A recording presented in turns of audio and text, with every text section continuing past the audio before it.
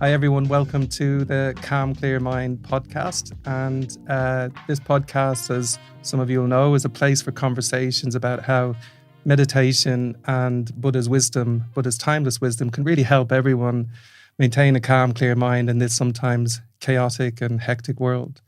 In particular, in this podcast, we explore how we can all discover our potential to live with far greater inner peace, happiness, and well-being in everyday life. So my name is Kadam Starr, and I'm the resident teacher at Tara Kadam Meditation Centre here in Dublin. And also with me today is Kadam Lucy James, who's the resident teacher of Kadam Meditation Centre in Colorado. Kadam Lucy's been teaching, studying, practicing Kadampa Buddhist meditation and practice for over 40 years now, has many years of experience of retreat and teaching these practices and practicing this lineage, having studied under the internationally renowned meditation master and author Venerable Geshe Kelsang Gyatso Rinpoche, who's also my teacher.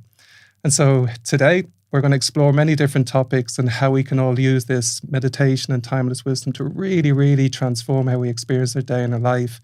And in my view, nobody better person to have a chat with on this than my good friend, Kadam Lucy James. So, Kadam Lucy, a very warm welcome to you. I'm absolutely delighted to have you here. I've been wanting to have this conversation for a really long time. And I also think we're going to be able to explore some amazing topics today. So, welcome. Thank you very much, Kadam. I'm very happy to be here, obviously, yeah. Looking forward to this. We've been talking for so many years already about all these subjects, so just doing it like this seems quite natural, doesn't it? Yeah, exactly. Just two friends having a chat.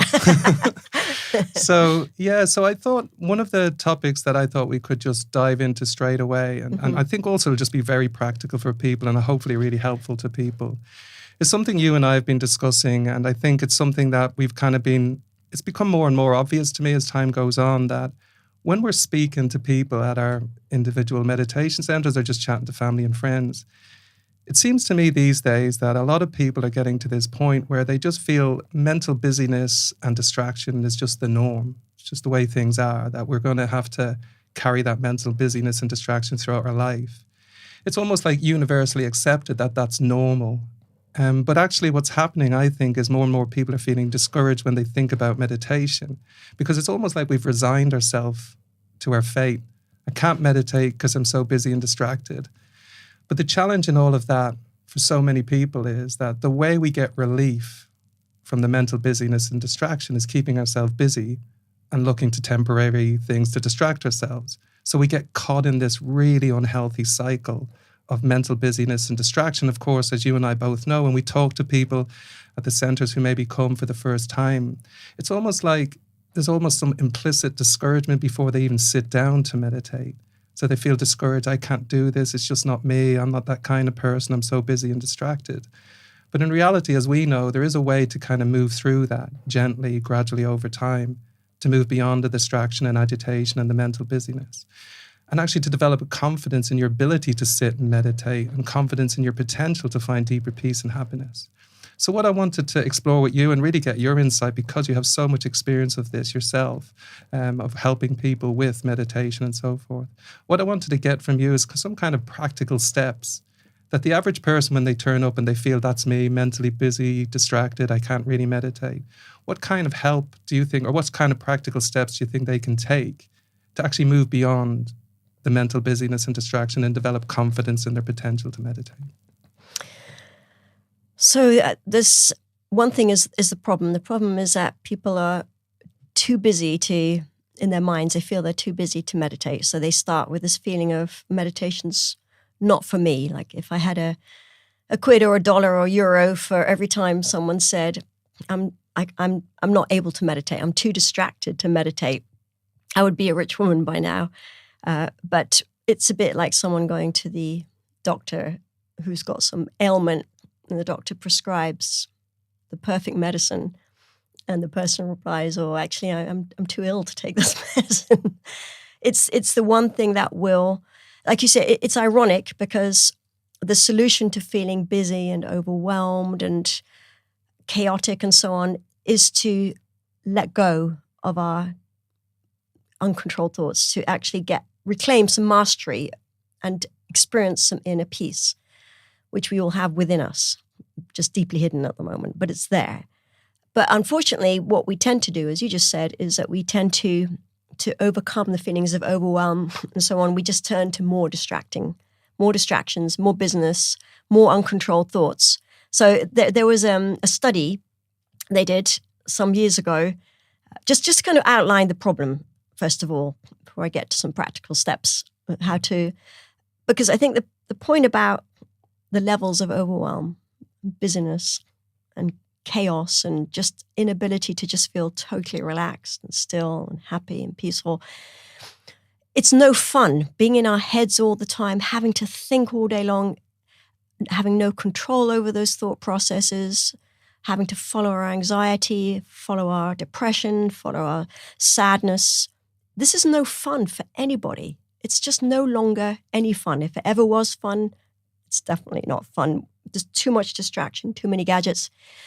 So they did this study a few years ago where they asked just a room full of people, regular people, like you or me, just any regular people, and they asked them, out of 10 thoughts that you have, 10 average thoughts, how many of those thoughts do you feel you have no control over?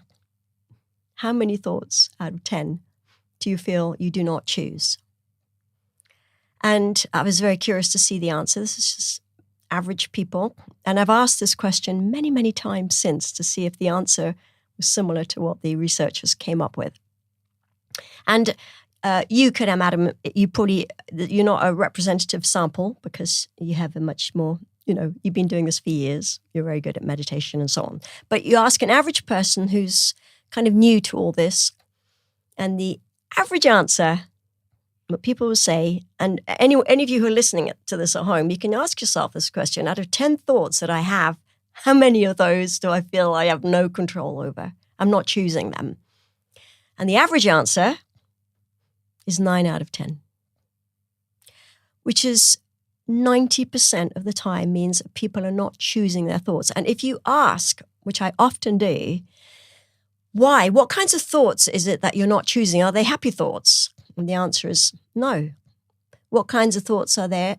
They are thoughts of anxiety. They're thoughts of feeling overwhelmed. They're thoughts of negative thoughts, jealous thoughts, unhappy thoughts, scared thoughts. And no one is choosing these thoughts. But what that means is that's a big problem. If 90% of the time, the average person is not in control over what they're thinking, and that those thoughts are not pleasant thoughts. I mean, fine, if we were developing bliss and kindness and love and wisdom all day long and we didn't choose those thoughts, great, right? But that's not the case. The thoughts we don't choose are also the unpeaceful thoughts, the uncontrolled thoughts. And what struck me about this particular study is they talked about unpeaceful, uncontrolled thoughts. And I thought that's so interesting because Buddha's definition of what we call delusions, is literally that: unpeaceful, uncontrolled state of mind that arises from what's called inappropriate attention or faulty thinking. In other words, focusing on things in a way that generates some kind of discomfort in the mind, some agitation, some lack of peace. So that is the problem. That is the problem that everybody is up against. And meditation, frankly, offers a solution to that. Buddha identified this problem 2,600 years ago, exactly the same experiment, and he offered the solution. So shall I carry on with some of the practical steps then? If we can identify that it is a problem, that it's no fun, no one actually wants to be out of control 90% of the time. We can also understand that those thoughts, those uncontrolled thoughts, it doesn't have to remain like that. Those thoughts are out of control because right now we don't have mastery over our own minds. How do we gain mastery over our own minds? Actually, we first need to just learn to understand that our thoughts are not as scary as they seem, that they're not intrinsic to our minds, that thoughts are fleeting. Buddha's analogy is our thoughts come and go like weather in a vast, open, spacious sky. Just that analogy, if we can get our minds around it, is encouraging. Our minds, our awareness is actually like this vast, open, peaceful, limitless sky. This is Buddha's analogy. I'm not making it up. It's like it's this incredible natural peace within us all, and space, more space inside us than outside of us, actually, according to Buddha. You know, if you look at those Webb telescopes, there's like a lot of space out there, but nothing compared to what's inside us. And within that, we have the clouds and the rainstorms and the hail clouds. You know, we have the weather, we have the bad weather. And our problem is that weather's coming up all over the place. And we're just like swept along by it. We are identified with it. We're sticking our head in every passing cloud. And we are oblivious most of the time to that extraordinary peace and space within us, within everybody. So the first step is to just let that weather settle down and start to get a taste, an experience of the natural space and peace inside us. And there are many ways to do that. But over to you. Would you like to add anything so far? Yeah, I mean, you've put it absolutely perfectly in my view, that's really like, it's that discouragement that people feel when they turn in, because they do turn into that 90% of continuously out of control thoughts and disturbing feelings and emotions. But also, I guess, like you're saying, one of the challenges with that is if you haven't worked with your mind in meditation, if you haven't actually start to really begin to explore your mind in these deeper meditation practices, we don't only see or experience those thoughts and feelings and the out of control nature of them, we immediately identify with them and feel we're somewhere, in some ways you suggest, inherently out of control. And therefore, I really don't want to look at that, because that's who I essentially am. But I think it's beautiful the way you say it. If we could actually just really learn how to connect with that space and that kind of spaciousness within the mind and discover that peaceful nature of our mind, the whole relationship with how we relate to ourselves changes quite naturally. So it's interesting to me that that's the kind of entry point that we begin to explore in these practices. And I know you have a lot of experience of this and understanding of this and insight into how people can do that. So maybe it'd be great to hear your ideas on what the practical steps someone can take today to begin to experience that stepping beyond that out of control 90% and then stepping into that peaceful, spacious nature of your mind. What would the steps would you say to somebody who feels basically when they come to a meditation session or a class, they lack that confidence? And in the way that I was just saying there, they kind of feel, I can't really do that. So what would be the steps for somebody like that? Yeah. So generally speaking, the weather in the mind is just weather in the mind. But of course, that's not how, as you just said, we're identified with that. We've stuck our head. For example, anxiety may arise in our mind, some feelings of anxiety. I've got to do a work presentation later. I'm anxious, not sure how it's going to go. It's just, anxious thoughts come, thoughts go. But we start feeding that thought by focusing on it, like this could go wrong, that could go wrong, this went wrong last week, this might go wrong this time, and I haven't thought about that. And meanwhile, I've got money problems, I've got relationship problems, and we pile on, and that cloud is kind of getting bigger in our mind.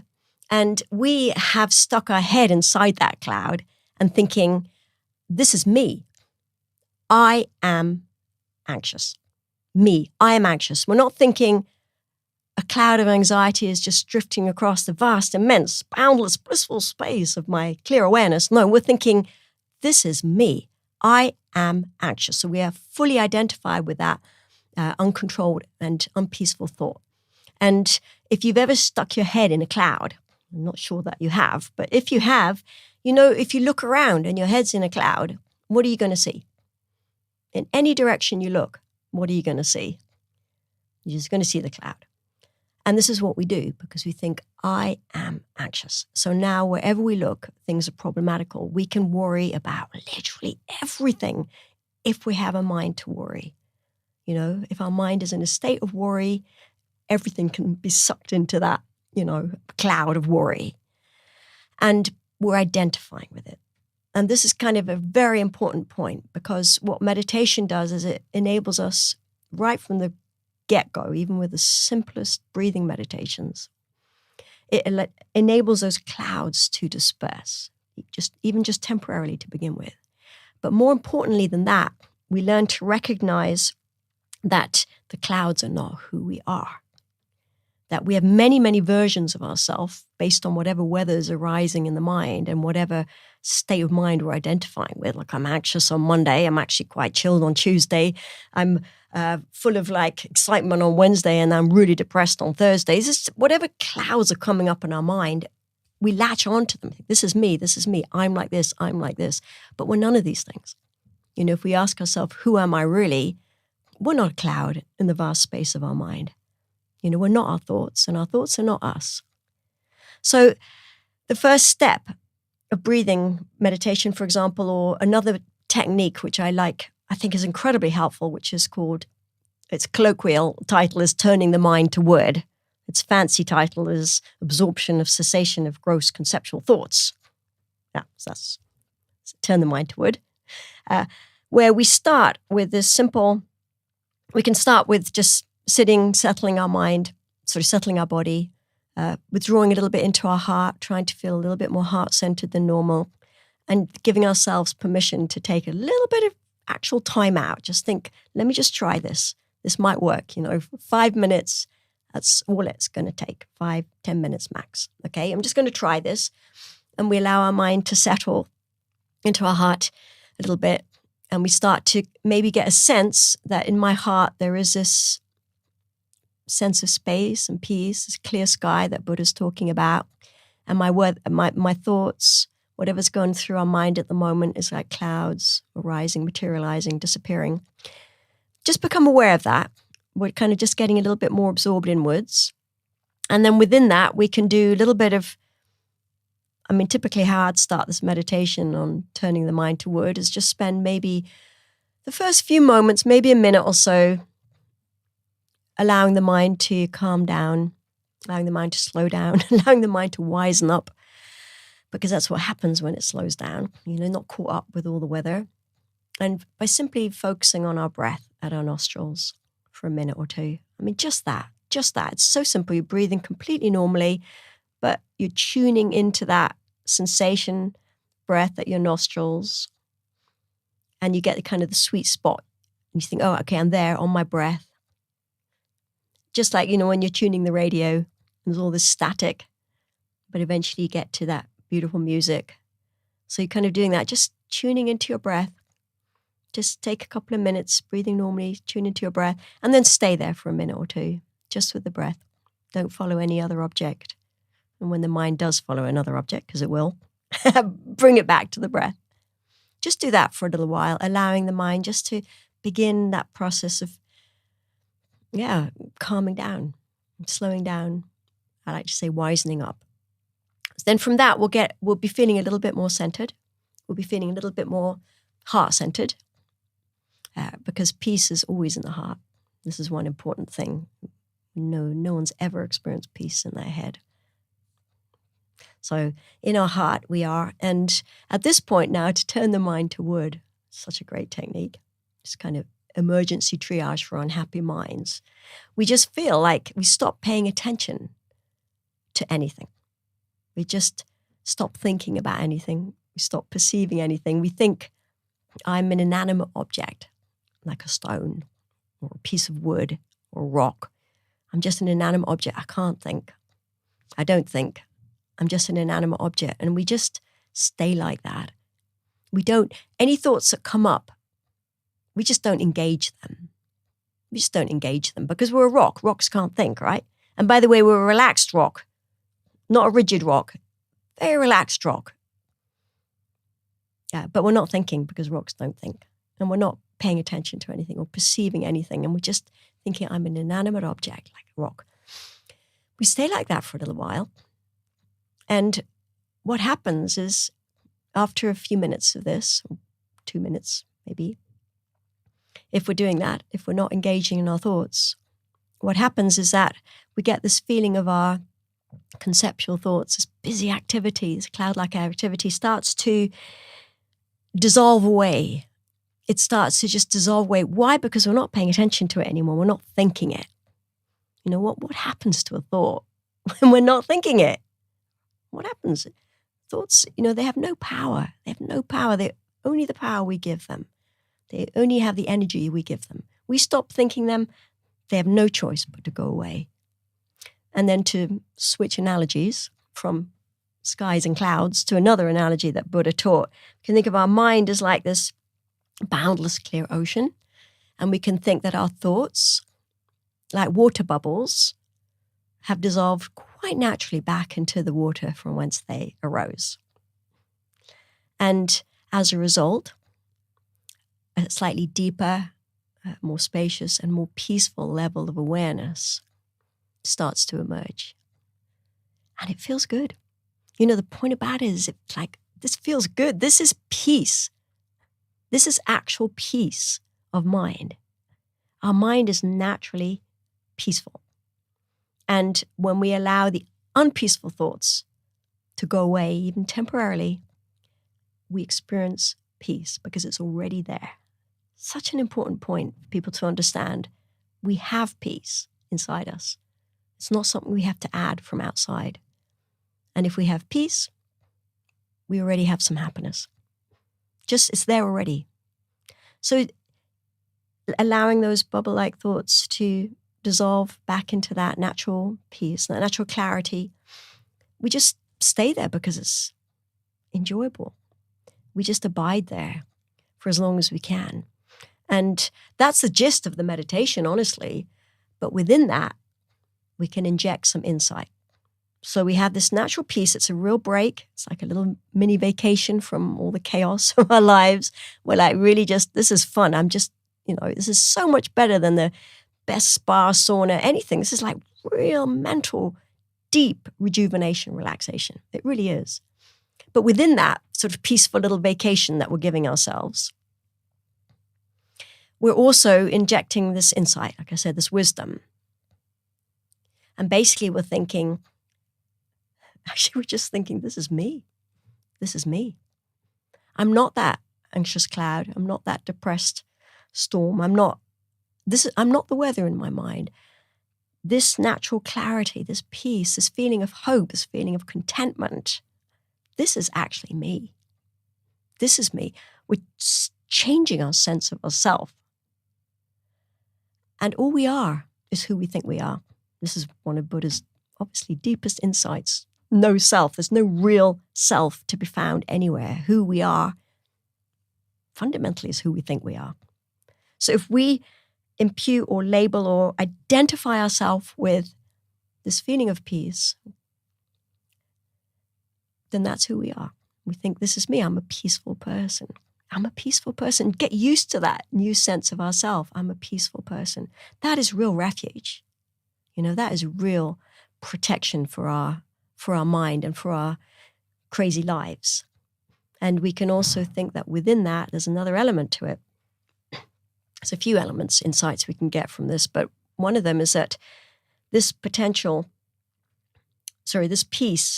even if it's just a little bit of peace, even if it's just a little bit of, my mind is calmed even just a little bit and I'm just getting a little taste of this peace that's possible for me, I can understand that there's a lot more where this came from. And as I increase my peaceful states of mind, and as I let go of these 9 out of 10 unpeaceful, uncontrolled, sad, depressing, anxious, horrible thoughts, if I can, to the extent that I do that, I'm going to get more and more peaceful. And this is me. This is not some anomaly. I'm not some unpeaceful, crazy person who has every now and then some miracle moments of peace. No, it's the other way around. I'm actually an incredibly peaceful person. This is all just weather. And I can deal with this weather because I'm the sky. And there's no way, as Geshe Kelsing, our teacher, as he says, there's no way weather can harm the sky. Weather comes and goes within the sky. It can't harm it. It can't, even the most thunderous thoughts cannot harm the sky. And it's the same with even the most thunderous clouds, I should say. Even the most thunderous thoughts, they cannot harm our mind. They certainly cannot destroy our mind. They can't even harm it. So within that, we're starting to get a much, much more healthy and frankly authentic sense of who we are. Because on that's always there. That peace is always there that we can access that peace at any given time. Once we do this meditation, learn how to just allow ourselves to settle. And on that basis, we can think, I'm a peaceful person, and I actually have this limitless potential for peace and happiness, and love, compassion, wisdom. So that's just where it begins, and upon that we build. With other types of meditation, we build those good qualities within us. We identify more and more strongly with being a loving person, being a happy person, joyful person, kind person, and we change. We change. And we have a very strong sense of confidence, refuge that grows from that. So, yeah. Perfect. I think that's really, it's really incredibly empowering when the way you've broken it down there, for me anyway, listening to that, it's like if I'm that person who's coming into their first meditation session, or maybe they're listening to a meditation app, or they're going to the first class and they're thinking, as soon as I turn in, there's just this discouragement. What you're laying out there, I think, is just so helpful for people. Actually, experientially, you can come to know this to be true yourself as you walk through those steps and you're patient with yourself in the process of deepening that experience. Because as you and I know, it's like, as they go through that at the beginning, it's going to be rocky. You're not going to get there straight away. I certainly didn't, and still learning how to go deeper with that. But it's really empowering to say you can take practical steps as soon as you sit down to calm the mind, to settle the mind, to begin to absorb into that more calm, clear, peaceful, spacious mind. And so when we walk it through in that way, it's so empowering. And then what's really, I think, beautiful, the way you're putting it there, is there's this whole new sense of who you are emerging from the experience, not theory or concepts or ideas, but that idea that our sense of self, our I, is just going to naturally emerge from what we're more and more familiar with, as opposed to this fixed, stuck me who's so distracted and busy I can never meditate. And I think it's so empowering when people think about it in that way. And also there's a lovely part in New 8 Steps to Happiness where Geshe Kelsang actually wrote that, as you know, back in 2000. And he wrote this lovely section about, he was talking about our times and, how our delusions give us no rest and we're constantly busy and distracted. And that was 2000, before social media, before smartphones and so forth. But he said this lovely point that to me points to the solution and exactly what you were talking about. He said in that book, he said, we're so used to being stimulated from the outside that we find it very hard to be quiet and enjoy the stillness of our own mind. In one sense, you can say that's the problem, but also it's pointing to the solution. And exactly as you've just been laying out, how do you quieten the mind? Because most people think it's impossible. As you say, these thoughts and these feelings and these emotions are nowhere near as solid as fixed as we all think they are. And we're nowhere near identified with them in the way that we think we are, but we're just so familiar with identifying them we believe we are. But that, to me, was such a beautiful, when I read that many years ago, I thought, the first bit I recognized definitely, so used to being stimulated from the outside. But as we progress on the meditation journey, what's beautiful is when you learn to quieten the mind and enjoy the stillness of the mind, the solution starts to emerge. And now I can be this peaceful person. Now I can develop these peaceful, positive qualities of the heart or mind. But you can't talk yourself into that. It's just impossible. That kind of talking yourself into that belief will only last for a very short period of time before you're faced with the realities of life. So for me, I just really appreciate the way you laid that out, because I think when we do learn to quieten the mind, enjoy the stillness of the mind, a whole new sense of who we are and what we're capable of begins to emerge from that experience, what our potential is. Yeah. Yes, so thanks for that. No, you expressed that very beautifully. And I remember we had this conversation, we've had conversations in the past about, what is our sense of self based upon? For example, if you feel bad at something or inadequate or something, it's not enough just to, for example, look in the mirror and sort of positive affirmations and say, no, you're great, you're fine, if you're not feeling it. So our sense of self, whatever version of self, and we have numerous, like I was saying earlier, we have different senses of self, not just every day, but pretty much every hour of every day. We're so many different people to so many different people. And even from our own perspective, we're changing all the time. But all of that is based on some experience. So, for example, if I'm anxious, that's based on a genuine feeling of anxiety. If I'm feeling like inspired, that's based on a genuine feeling of inspiration. It's not just because I've said, oh, be inspired or don't be anxious. So our sense of self, therefore, can be seen to be based on some authentic experience. And we've talked about this, and I think it's such an important insight to have. So in other words, we can change our sense of self from someone who feels overwhelmed or from someone who thinks they can't meditate. I can't meditate. I'm a bad meditator. That is this version of ourselves that's based on maybe some experiences of not being able to meditate. And now we've decided that's it. I can't meditate, or I'm a bad meditator, because we're just basing it on bad experiences. But we can't just change it and say, no, you're a good meditator. You can do it. Talk yourself into it, like you said. But what we can do is start with changing the experience. If we're going to change our sense of self, if we're going to change our sense of what we're capable of, if we're going to change our sense, for example, of thinking I'm an unpeaceful person who's incapable of ever getting any calmness in the mind, I'm complete lost cause, my life is always going to be like this, or feel discouraged the moment I hear instructions on meditation because it's not for me, it's for other people maybe, but I can't do this. All these kinds of self-defeating and very, imprisoning thoughts are based on this sense of a very limited, faulty, sense of self. But that, as I said, our self is only who we think we are. So we're identifying with some authentic experience of discouragement, but instead of just thinking this is a cloud of discouragement that's arising in my mind, we think, no, I am discouraged. I can't do it. So how do you change that? Like I said, you can't just say, get over it. Of course you can meditate. We can't talk ourselves out of it. What we have to do is change our sense of self based on some other experience, an authentic experience. In this case, peace. An authentic experience of peace. Now, the good thing is that we have peace inside us. The good thing is that we have already within us a source of extraordinary peace and happiness, contentment, love, bliss, even enlightenment. Buddha said, we can actually get rid of all our delusions, uncontrolled thoughts. We can cultivate all our good qualities to perfection. This is the spiritual potential everybody has, right? So we even animals. So we have that extraordinary potential within us. And our mind is naturally peaceful. It's naturally peaceful. It's not naturally unpeaceful. It's naturally peaceful.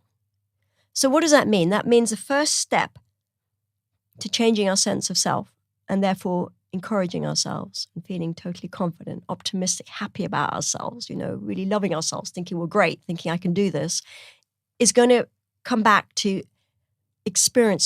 changing our experience. How do we change our experience? We let all these other thoughts go away for a while. Our mind is peaceful when we're not making it unpeaceful. We're not disturbing it with our unpeaceful thoughts. Our mind is already peaceful. So meditation, the first stages of meditation are simply that. Just let those unpeaceful thoughts die away for a while just from not thinking them, like the clouds dissolving or the bubbles, whatever, and discover for ourselves that there's peace there. And like I said, it doesn't have to be like a huge, vast, empty sky of peace, or it could only just be a little handkerchief shape, a tiny little bit of blue behind the, doubling clouds or whatever. We can think, but it's enough. We know, don't we? When we see a little patch of blue in the sky, we know that there's a lot more where that came from, If we get up in an aeroplane, we go above those clouds, there's always blue sky. Always. It goes on forever and ever and ever and ever, doesn't it? It's the same with our minds. So if we get even just a little taste of that peace and we think, okay, we allow ourselves to enjoy that peace. That's one thing. Just allow ourselves to stay with it for a little bit. Pause in the pursuit of happiness, as it were. Just be happy. Stop. Avoid that stimulation from outside. As Geshe says, enjoy the stillness of our own mind. And we allow ourselves to enjoy that stillness. And then on that basis now, we've got a genuine experience. It's a genuine experience, even if it's a little one. And it's enough. We only need a little experience on which to start changing our sense of self. On that basis, we legitimately think, this is me. I'm peaceful. Wow, who knew? I'm peaceful. And we just allow ourselves to get used to that sense of self. I am peaceful. I am peaceful. I am peaceful. And from that, what happens is that from our experience changing, our sense of self is now changing, becoming far more much happier sense of self, much more unbounded, limitless sense of beginning. It's beginning.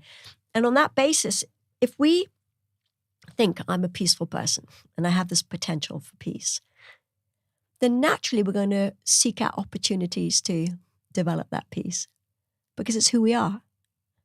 And our actions, or let's say our intentions or our wishes, we've talked about this, always follow from who we think we are. Like if I think I'm a really kind, compassionate person, let's say I think that, then I'm going to naturally find opportunities to be kind and compassionate.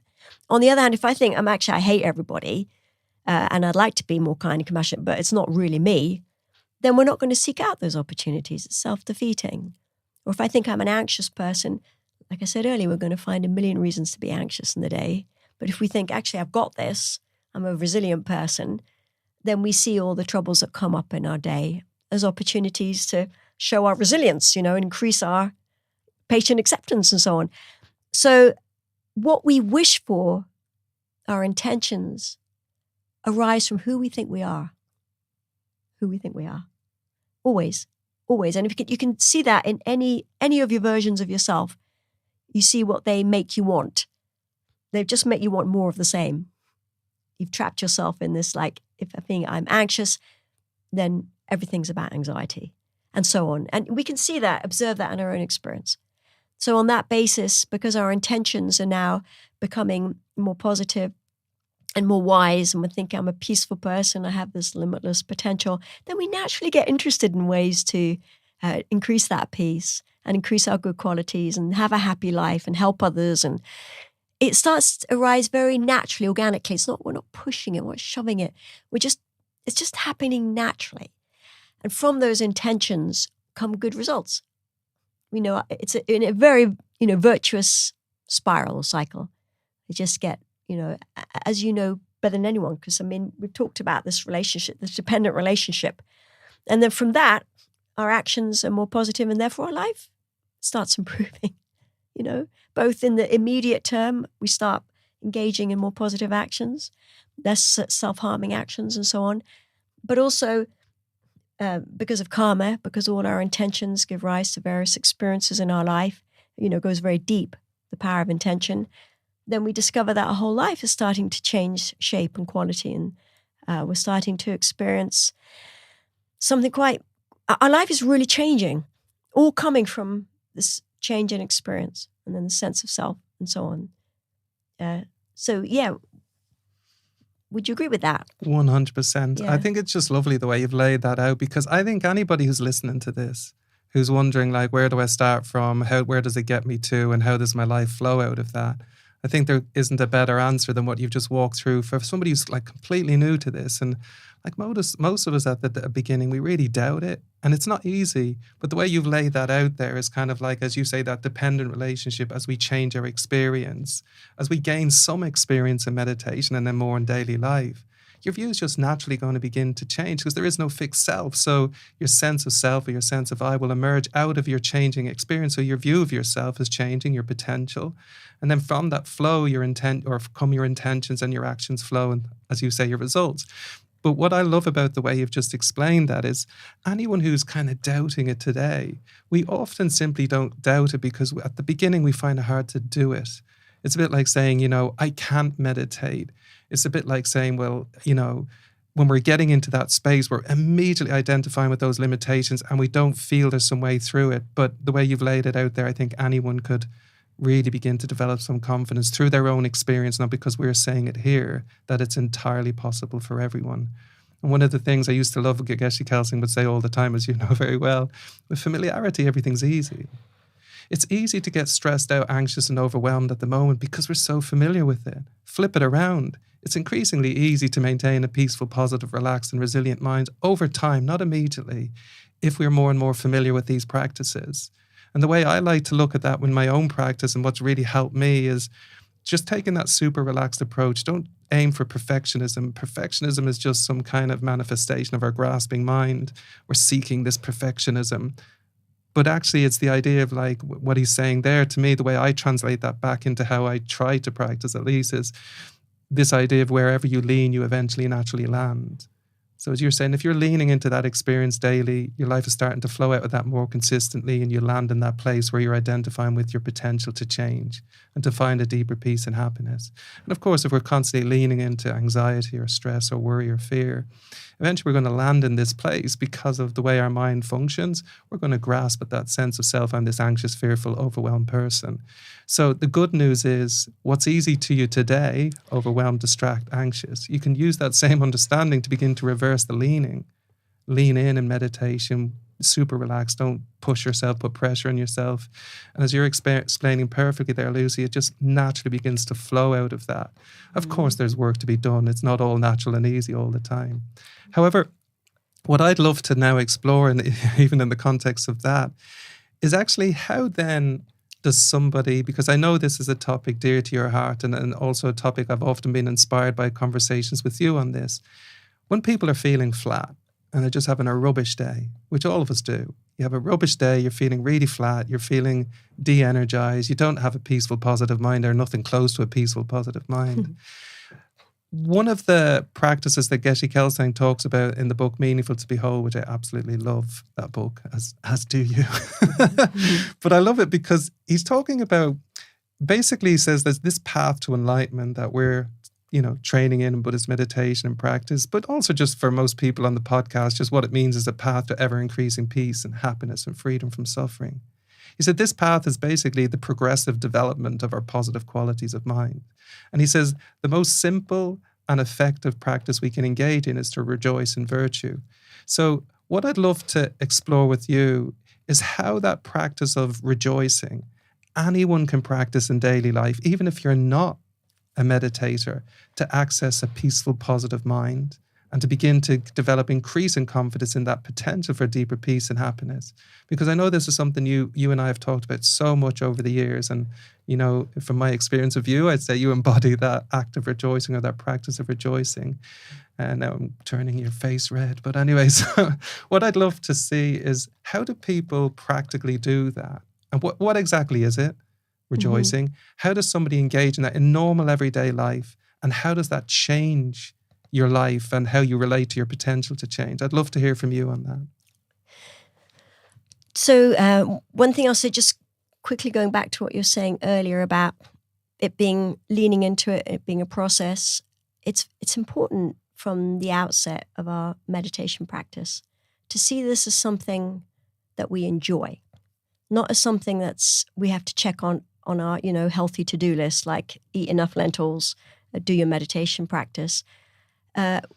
We've got to come to this understanding that our meditation is like the most enjoyable thing that we'll end up doing. I mean, of course, maybe not on day 1 or day 10 or day 20, but at some point we can be absolutely sure that our meditation practice will be the time in our day where we feel just utterly relaxed and rested, rejuvenated, as I said earlier, far more deeply than any spa, any beach holiday, anything. There's nothing more relaxing.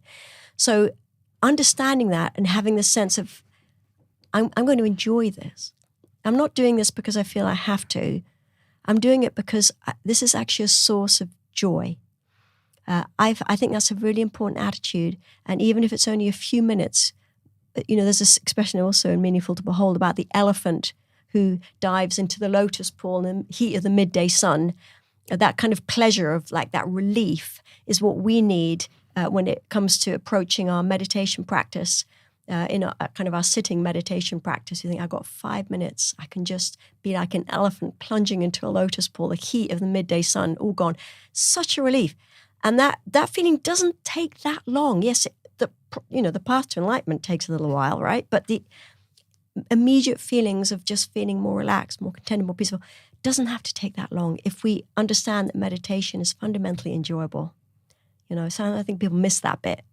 They feel it's just like a relief from the anxiety and so on, but it's not in itself enjoyable. But it is. It's deeply enjoyable. So I just wanted to talk to that point. And if you're not enjoying it, you need to adjust it somehow. If meditation seems like you're not enjoying it, it just means you need to learn some more techniques. Go to a class, learn something.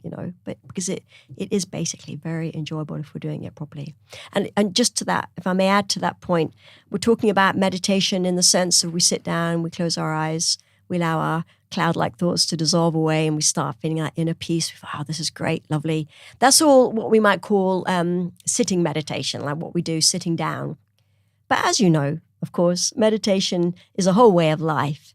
There's sort of sitting meditation. As a friend of mine the other day put it, Gens Hampton, this wonderful Buddhist monk, he said, we have sitting meditation, where we sit down, and then we have daily life meditation. And that's when we take those insights we've gained and that peace that we've cultivated in our sessions, and we start bringing that more and more and more into our commute, into our breakfast, into our relationships, into our work, into our partnerships and so on. We start to bring all that into our daily life. That's still meditation, because meditation is all about familiarizing ourselves or practicing or leaning into, as you said, leaning into these peaceful, happy, positive ways of looking at other people, looking at ourselves, looking at our world.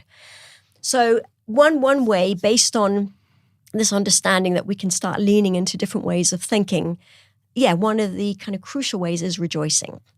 So we say that, the practice of, let me just say the practice of rejoicing, what is it? Is really just means to appreciate something. As Geshe-la says, we appreciate something. We appreciate something or someone, and we feel happy about it. To rejoice is really just to feel happy about something good. So we're very used to like being depressed and sad about things that are not good. It's a deep habit. And rejoicing is really about looking at good qualities in ourselves and in other people and thinking, wow, that's great.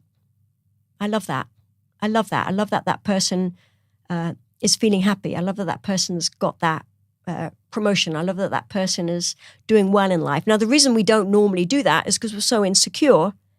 We're not able to kind of be happy for other people because we're not happy for ourselves, So this is why it kind of like builds up. The practice of rejoicing is much easier when we feel we've got the source of happiness within us. So it's no threat. Other people's happiness is no threat to us. Other people's happiness doesn't mean, or other people's success doesn't mean that we're less successful or that we're inadequate or some way.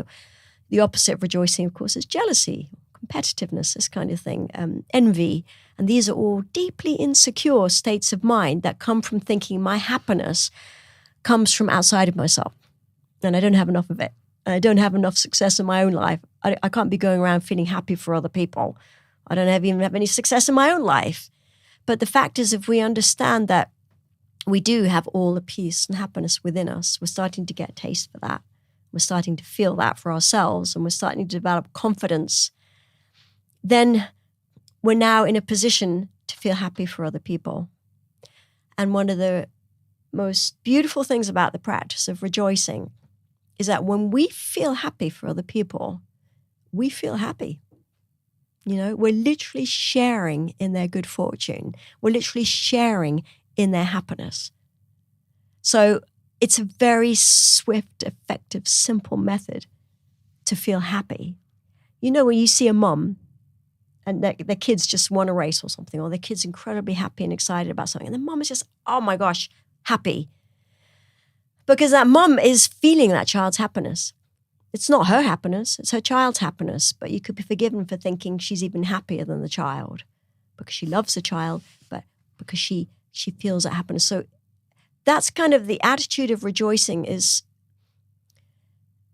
one that gives rise to really incredible feelings of happiness in ourselves. So it's said in Buddhism, we have this idea of a bodhisattva in Buddhism, someone who's training to attain enlightenment so that they can liberate every single living being from suffering permanently. That's all. It's a big mind. They got a big heart.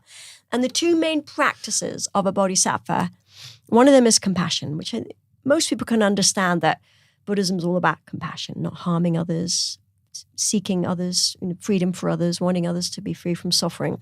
Whenever we see someone who is having a hard time, we're training in this feeling, may they be free from that.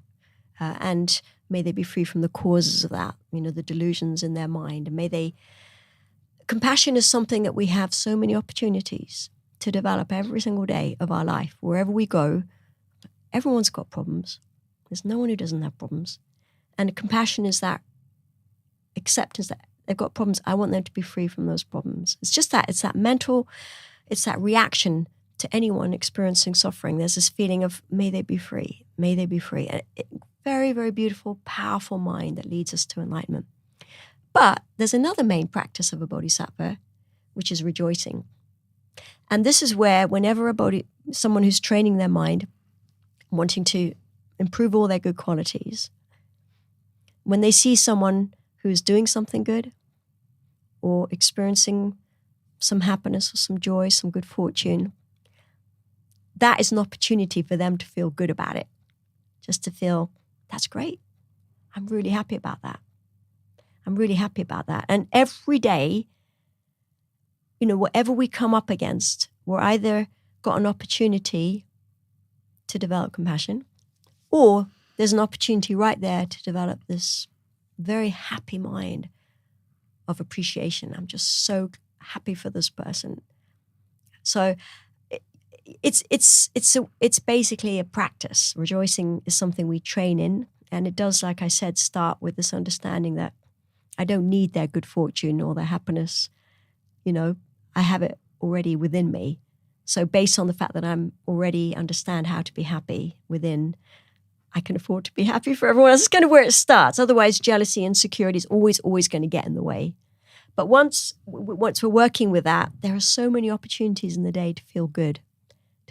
We, instead of focusing all the time on all the horrible things people are doing, all the corruption and all the delusions and all the mess, and we start looking at so many opportunities to feel, wow, that person's so kind. What a beautiful thing they just did. Or even just watching a truck drive down the road which I did yesterday. I was in the taxi and I just saw this truck with all these kind of lead pipes. And I'm like, it's just something to rejoice in, because those pipes are going to go and help someone somewhere. Just simple things like that. And there are more obvious things like think about doctors and nurses and people who look after animals and the rest of it. So I don't know if that's answered your question, No, Adam. Perfectly answered. I think that's the thing. It's perfectly answered, because I think we often overcomplicate these things, that often people are thinking, well, when I'm feeling flat, when I'm feeling a bit down, there's just really nothing I can do to move out of that. And so as you're saying, maybe like for the person who's struggling with that, that's understandable. But as you start to integrate that meditation practice into your life, you can just be sitting on a park bench, take a few moments to just turn inwards and settle the mind a little bit, connect it, even a tiny bit of that potential for peace and happiness. And then just look around the park, the mother enjoying the time with her kids, and it's increasing her happiness because she loves her kids. The more happy they become, the happier she becomes. But I think I'm nearly sure you said this to me years ago. I think we were having a chat about this. Was it you who said that, those days when you're at work and you're feeling miserable because everyone else, like today, is outside enjoying the sun in the park, and you're sitting, it was you, wasn't it? We had this chat. So, and so they're looking out at the park and like feeling miserable because everybody's out there just sunning themselves and enjoying themselves. And I think you said to me, the easiest way to have the experience that they're having, which is basically enjoying themselves and being happy, is to be happy for their happiness. So you can be sitting at work, maybe those who are listening to podcasts today, and you're sitting at work and you're feeling miserable because everyone else is enjoying themselves. So just pause, breathe for a few moments, connect to a little bit of peace or happiness, and then just like rejoice in those people who are really just having a break from their miseries and their struggles and their challenges. And yeah, the sun's shining and they're happy, and now you're increasing your happiness while you're sitting at your desk at work or wherever you work. I just love it. Was you, wasn't it? It was. I was saying, like, you're sitting at your desk, you're overlooking the park, everyone's having a lovely time. And there are two reactions you can have to that, let's say broadly speaking. You can feel, oh, this is horrible, I'm stuck here, they're all having fun, I'm miserable, like that. And you can be thoroughly miserable all day. That's choice number one. Choice number two is to think, oh, they're having such a wonderful time, that's so great, I'm so happy for them. And you're there in the park, throwing the ball, having the picnic. You're actually there because, we're sharing.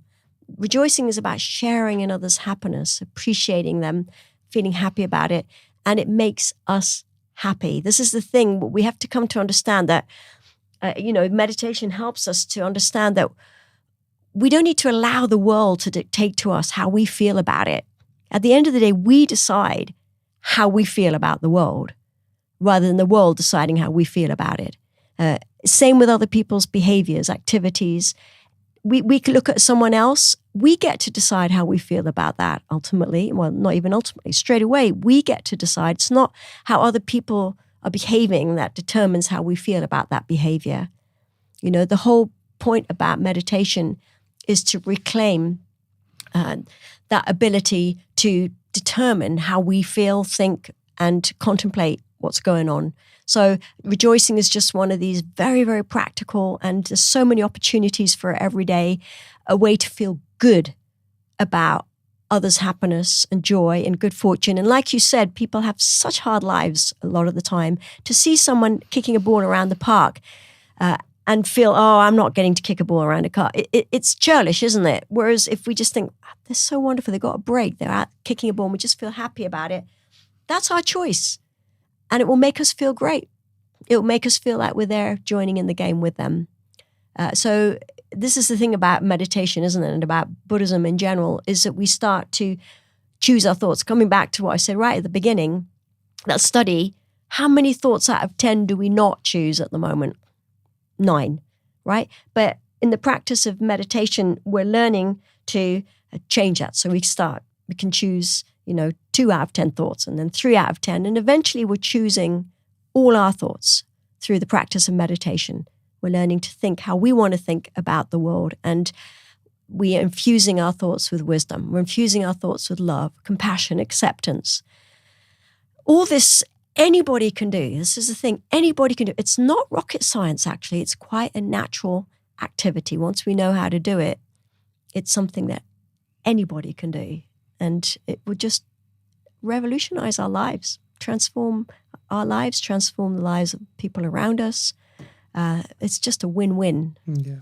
Thanks so much for that. I think it's like, again, like I think with these conversations, when we just have these conversations and we just start talking about this incredible lineage of training that really anyone can access, I think that's what's beautiful and always was beautiful to me when I first met Kadampa Buddhism is it really is, it's so accessible. If we really have that wish from our heart to change and to grow a little bit even, it's so accessible to everyone. And the way we're talking about it here, you can see I can just think of sitting at home one day and, just looking out the window and people are enjoying themselves when you're in the middle of work and being able to change that situation, choose your thoughts and choose how you feel. Like most people think, I have no choice over what I think, and I definitely have no choice of how I feel. But the practice of rejoicing is both simple and, as Geshe Kelsing was saying, super effective. If you really want to access a peaceful, positively energized mind on that day, and also has many downstream benefits as well through that kind of practice. But let's just turn it around now a little bit. And what I wanted to discuss is something I know has been on your mind and has been on my mind definitely a lot recently. It seems to me that the more I look at the way things are going with society, it's like stress, fear, and anxiety are definitely on the increase. And ever since the pandemic, it would seem that more and more information is coming out that basically people are really struggling with all three more and more consistently. So it seems if we look at where we're going in the world at the moment, it's not only that the present situation is an enhanced or an increased level of stress, fear, and anxiety for people, but also if we look at the conditions that are beginning to gather in the world. So we have conflict in Gaza, we have conflict in Ukraine that has every possibility of spreading further and further. And so everyone's seeing that every day. They're connecting with that every day. And also, if we look at the rest of the situations, there's more and more conflicts between individuals and societies. There's more and more challenges that people face in their day in life. And it seems like now with the hyper expansion of technology and AI that people are getting more and more worried about the future and anxious about, will I even have a job in 5 years' time? And it seems like in the next 5 years, certainly from the way I'm seeing it, we're going to see a significant increase in stress, fear, and anxiety with all of these conditions beginning to change and intensify. Never mind just the normal demands of our daily busy lives and the demands on our attention and so forth. So these conditions are beginning to intensify. And what is very clear to me, and I know we've talked about this before, is people's confidence in their ability to deal with those healthy, unhealthy emotions in a healthy way, or even ultimately an empowering way, is significantly decreasing. And most people just feel, I'm just going to have to deal with this in whatever way I can, medication or whatever, not actually feeling empowered, that I can face my stress, my fear and my anxiety without feeling overwhelmed by it. And actually I have a method or a practice that I can do to become free of it, even to transcend it eventually. But I guess what I'd love to hear from you is like, how do people reclaim that confidence? I'm in this world, things are getting worse. From one perspective, as I look around the world, it's going to increase my fear, my anxiety and stress. But how do I look at this world in a way that's empowering? How do I look at those unhealthy emotions in a way that I don't feel disempowered and overwhelmed by them? So I guess I'd be really interested to hear your take on that, given the current environment we have and what's going to happen in the coming years. Because really now is the time, isn't it, for us to begin to look at strategies to deal with this? Yeah, I mean, just today, looking at that article by National Geographic about how in the next 5 years, the fear, the anxiety, the stress is going to be, it's already, well, epidemic proportions, isn't it? And it's just going to be going through the roof. And it's affecting the younger generations more and more because they're building, there's a sense of stress around it. One thing that I was thinking as you were talking is, I think it's, to be honest, I think it's quite hard to do it on your own. I was just thinking, yes, we have the methods, you know, within meditation practice and Buddhist practice, we have the methods to be able to transform any difficulty into a state of resilience, positivity, compassion, move forward, make spiritual progress, use this stuff like fuel to the fire. You know, for example, I met an Ethiopian in the taxi the other day. He told me his entire life story of escaping. He went through difficulties and challenges and uncertainties and death situations and threats worse than anything I've been through and most people I know have been through. And yet he had a very distinct goal in mind, freedom. You know, I need to get out of here, out of the suffering, out of Sudan, out of Ethiopia, and into a place where I'm free. And he was prepared to risk everything for that. And his resilience was extraordinary because he had a goal and he had an understanding that his life wasn't about, he understood there was an alternative. And it's the same context, perspective. What is my life for? What is the meaning of my life?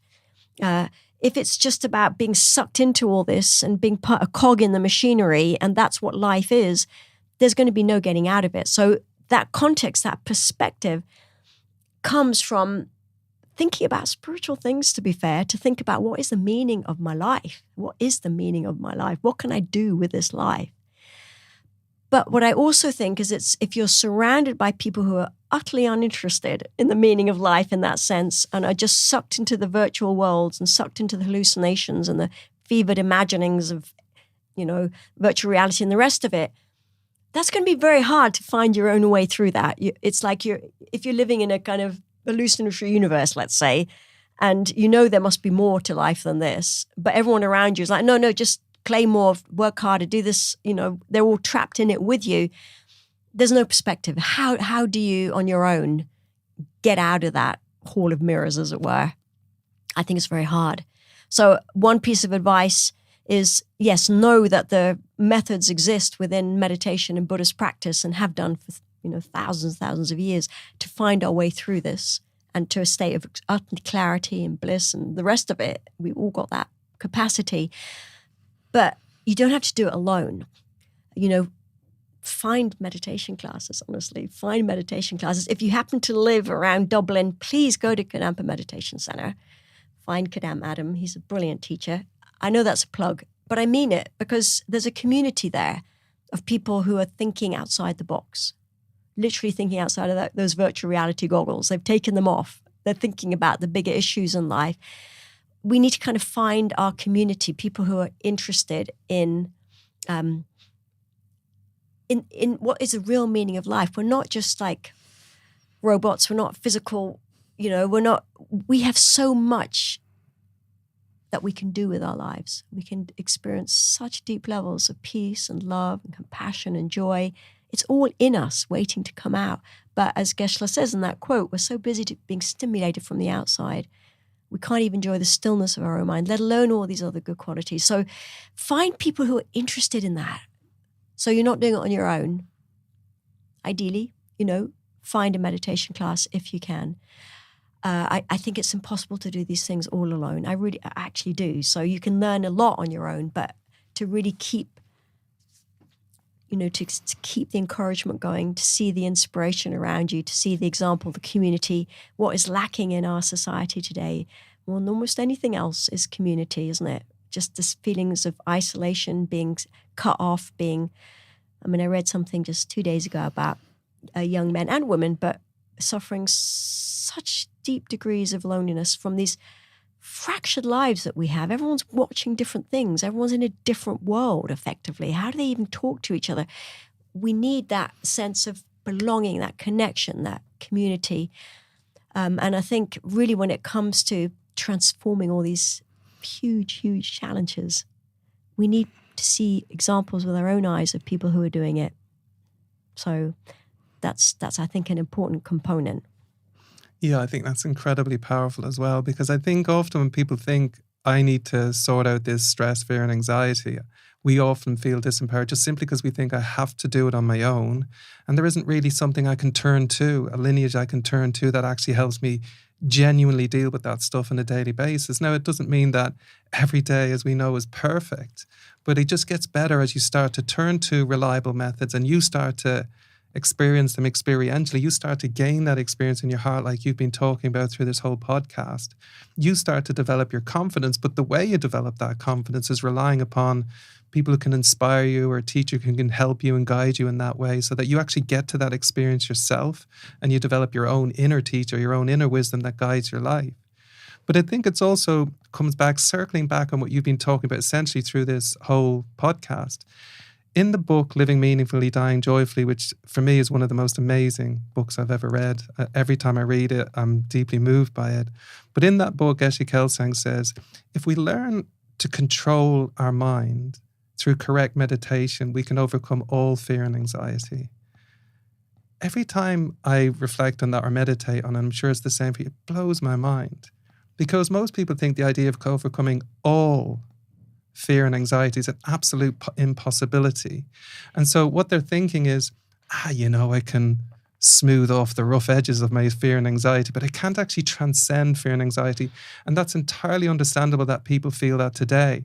But they feel that today because pretty much what we're talking about here is often people are a bit confused on what meditation is. They're a bit discouraged when they start. They think, I can't really do it. And so they're sitting down to meditate in that state of discouragement, and they're not really going through the process of learning how to meditate correctly.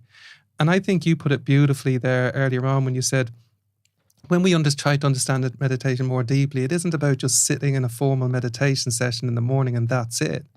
Correct meditation, from my perspective, I'm sure from yours, correct meditation is learning how to do that really well, but understanding meditation is a way of life. It's your whole life. And it's how you approach your day in your life. When you learn to meditate correctly in the meditation session, and then you bring that experience into the, meditation in daily life. Or meditation, yeah. So what we usually call meditation break, which is not a break from meditation, by the way, everybody. It's just the break from the formal meditation. Meditation in daily life. Yeah, meditation in daily life. So when we start to do that, and we start to really apply that, we start to notice our fear, our stress, our anxiety levels are significantly reducing. But gradually over time, that gives us this insight. I can actually become free of these because they're not permanent. By their reduction, I'm beginning to understand that they can reduce a little bit. So if I continue training in this way, I can reduce them more and more. Eventually, we start to develop the confidence in that statement. We can transcend that. Of course, at the beginning, it doesn't feel that way. But we can get to that place one day. And I suppose everything you're explaining today is like bringing us through that kind of, we can develop that confidence, but we can't then develop that confidence alone. Because if we could, we'd already be there. So it's that kind of, okay, so it needs to be an experiential path for me. I need to go deeper into that experience, but I need the supportive mechanism around me to help me go deeper into that experience. And I hope even like a podcast like today will help people develop that confidence that they can, over time, get to that place. So, Kadam Lucy James, I'm so really deeply appreciative of you taking this time, because I know you're here in Ireland to teach this weekend, and it's super kind of you to make this time. I really mean that, to make this time for us today and to kind of give all of those incredible insights in this podcast. So for everyone on the podcast today, I hope you took something really helpful and insightful for your own daily life. If you're, get the time again, drop into the podcast and we're continuing with these conversations. But for now, thanks so much, Kadam Lucy. And for everyone else, see you soon.